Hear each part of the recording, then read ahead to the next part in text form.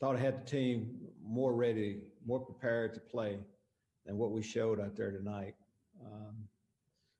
We will play better than that. We're a better football team than that. Everything that seemed like that we had seen didn't say that, but that's what happened. You have to give Wisconsin a lot of credit. They made the plays when they needed to. Their quarterback played outstanding ball, but we have to get him a little bit of, a lot more, competition on some of the, the touchdown passes on the defensive side of the football. And offensively, we've got to be able to run the football better than that. I'll take your question. We'll go ahead and open up for Shannon Ryan first. Yeah. Lovie, aside from the game, just what was it like to play in an atmosphere as unusual as this one tonight? Well, it was unusual, Shannon, but after you get down pretty quick, you forget about the fans and you start concentrating on what's happening on the football field. I think it always comes down to that. It helps when you have a lot of fans in the stands, but eventually there's two teams on the field playing, and again, so it didn't affect us that much, just wish we had played better. Scott Ritchie, you're next. Jeremy Werner on deck. Coach, you mentioned before the game, just you prepare for a system, maybe not a quarterback. Did Wisconsin do anything differently with Graham Mertz that maybe you weren't expecting? No, they really didn't. He completed the passes. A lot of those routes we had one or two guys going out. We have to be able to play better coverage than that. But Wisconsin stayed true to their system. They've been doing it for a lot of years. They're not going to change that. They just executed the system tonight a lot better than we did. Jeremy, you're up, and then Gavin Good's on deck. Lovie, I know your team was confident. What didn't translate, and how do you get them to regroup going into next week? Well, it only counts one loss. I mean, it's kind of simple as that. And when you play as bad as we did, you expect to lose. So what we saw, we didn't see that. We had, the 14-7 game or so, or, after Tariq's interception or Palmer recovery for a touchdown. He had opportunities. It's kind of crunch time a little bit there. And, next week and going forward, got to be able to step up when it gets to situations like that. Defensively losing Jake, of course, not having Milo out there. We weren't at our best, but hopefully this week we'll get a lot of those guys back and we can play better ball. And what was the impact of not having Isaiah Gay and Devin Witherspoon on your defense? I mean, those are both, guys that have helped us win a lot of games. They're good football players. So, we miss them. And again, you hate to even talk about guys that were missing when you play that way. But it was obvious we had some guys missing. I'm sure they did too. With the guys that we had here tonight, it's got to be able to play better than that. Thanks so. Welcome. Okay, Gavin, you're up. Joey Wagner on deck.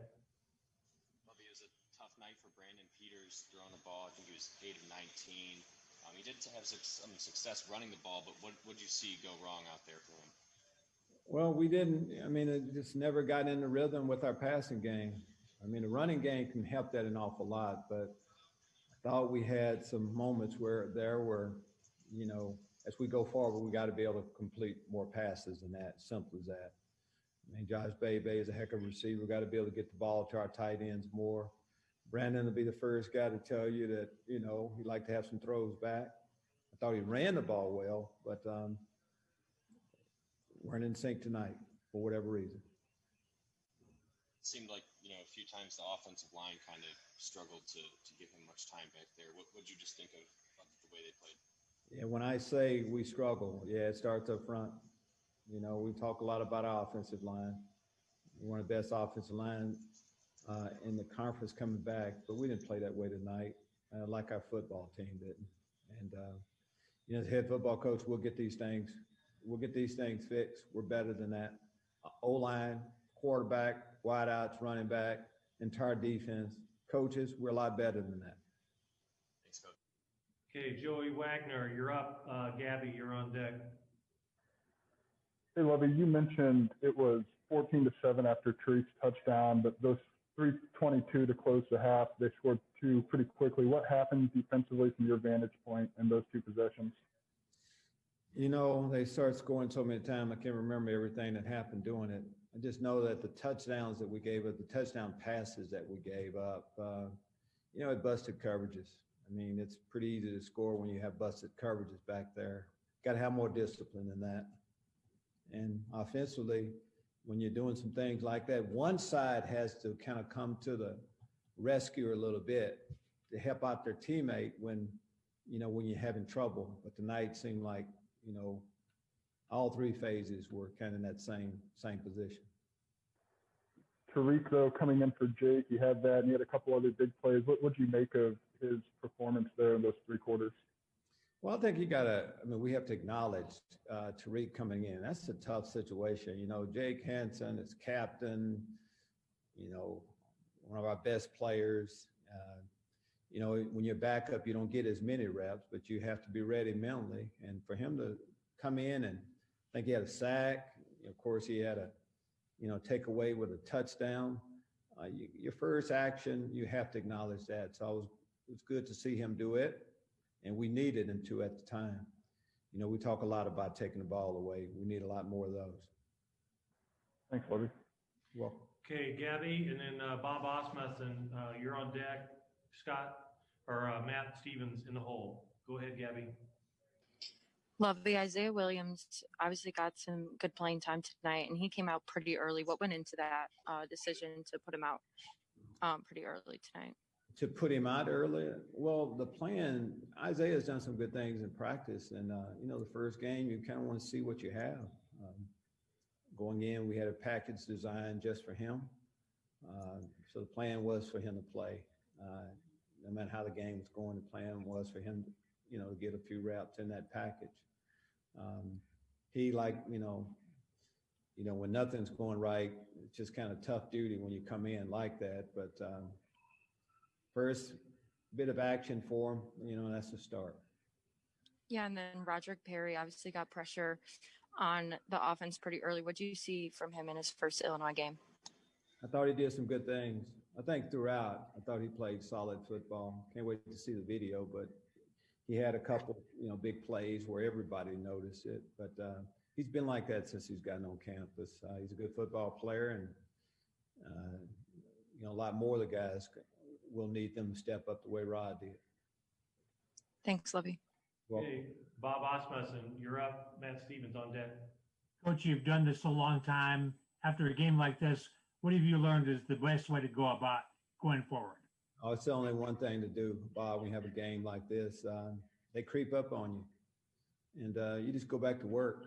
You know, we have an extra day. We'll need that extra day. But we're going to evaluate. You know, you have to get to the first game of the season to see exactly where you are. And my experience has told me that normally, you know, that's when the biggest improvement happens after that first game. Now we can really judge, you know, our guys based on game action. And so we'll put a better group together next week, a better game plan together next week based on this. Thanks, Coach. Okay, Matt Stevens, and then Scott Ritchie. Lovie, does the breakdown in coverage and the blown coverages tonight shock you and maybe upset you the most tonight? I can't imagine that was something you had seen as a bad habit throughout this month of training camp. It's a surprise, I'll say that. You know, no, we haven't seen that. The situations we're in, you know, we have certain coverages that are strong on certain things. What we're in tonight in these situations, those things can't happen, should not happen. And we'll work to make sure that they don't happen again. All I had. Thanks, Lovie. Okay, Scott Ritchie. Coach, what's the level of concern for Jake Hansen? It looked kind of scary as he was kind of stumbling there a little bit.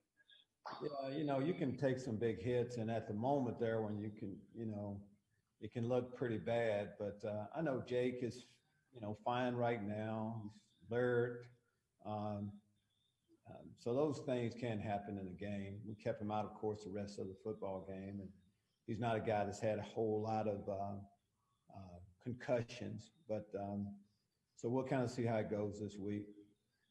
Again, a player's health is at the forefront of everything that we do. So he won't be coming back out there, of course, until he's good to go health-wise. Just one last thing. You went for it on fourth down 3 times and didn't get any of them. Just what was maybe a concern, seeing those lack of conversions there? I was disappointing. When a team jumps out 14-0 like that, we needed to score some touchdowns, and thought they were manageable fourth downs. We were just off a little. That's how we were most of the other night. We were just off, just a little bit, just enough to get beat. But I mean, we want to be aggressive, of course, in situations where we thought it was favorable, and we'll need to convert some of those fourth downs going forward. Okay, thank you, Coach. Thank you. All right, we'll have a couple of players here in just a moment, so stand by for that.